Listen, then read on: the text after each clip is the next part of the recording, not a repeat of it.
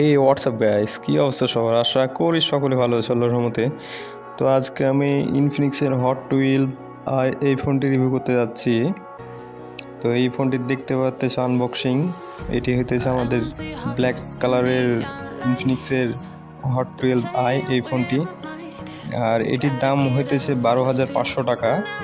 আর এটির RAM variant 464 GB।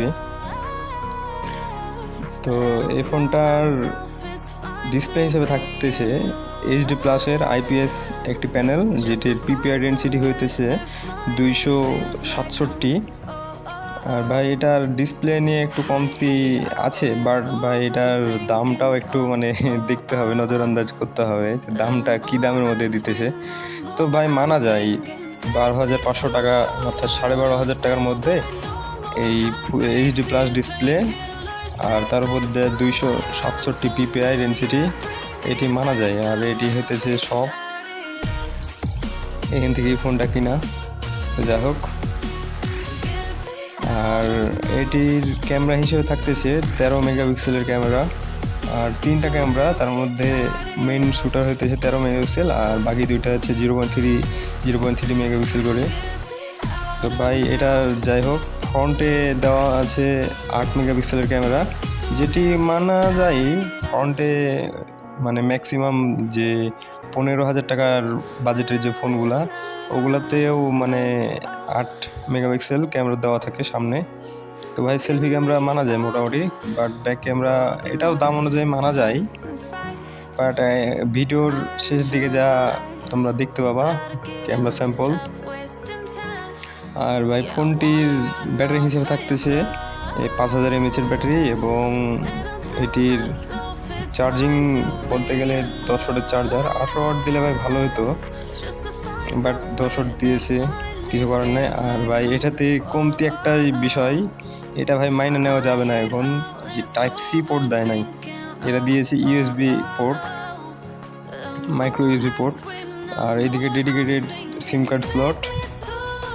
আর ভাই ফোনটি তুলনামূলক পাতলা, তেমন খুব একটা মোটা না, বাট ভাই ফোনটার ডিজাইনটা অস্থির, দেখে মনে হয় প্রিমিয়াম। যাই হোক, আর এটির প্রসেসর হিসেবে থাকতেছে মিডিয়াটেকের হেলিও A22, যেটি কিনা সত্যি কথা বলতে ভাই এটা গেমিং চিপস না। ভিডিও শেষে যায় এইটা দেখতে পাবা, ক্যামেরা স্যাম্পলের পর তোমরা দেখতে পাবা। আর বলে দেবো যে কেমন গেম চলবে কি না, তো বাকিগুলা তোমরা দেখতে পারতেছো ভিডিওর অ্যাপস বাগেরা, এগুলা সব রান, ডিসপ্লের পারফর্ম।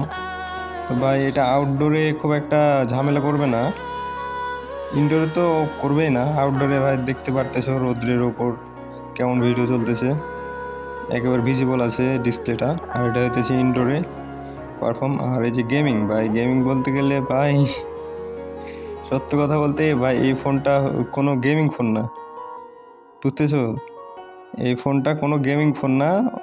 সো কেউ কিনে বললেও না যে গেম খারাপ চলে, গেম ল্যাগ করে।